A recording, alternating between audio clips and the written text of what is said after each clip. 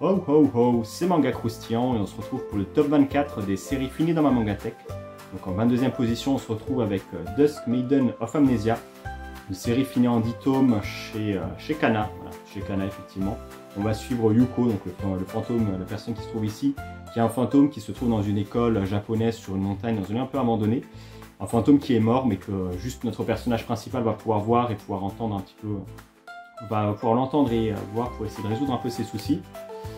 C'est une série plutôt cool, on va suivre voilà, les aventures des deux personnages, résoudre un peu les différents mystères de l'école, donc un peu liés aux 7 mystères de l'école qu'on peut des fois entendre dans des récits japonais ou même des histoires qu'on peut voir aussi un peu en France,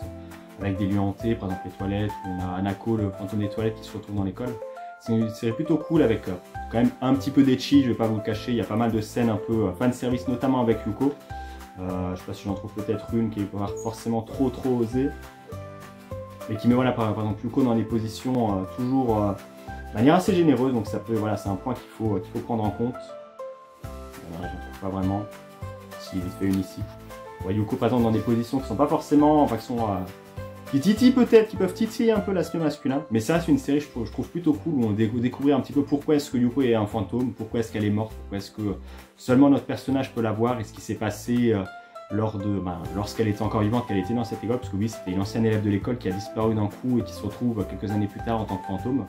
On va découvrir un peu qu'est-ce qui s'est passé à ce moment-là, les mystères de l'école. Pas mal de psychologie aussi au niveau des différents personnages, parce que les différentes histoires liées aux fantômes de l'école sont souvent reliées à d'autres personnages dans l'école, donc on va apprendre à en découvrir certains,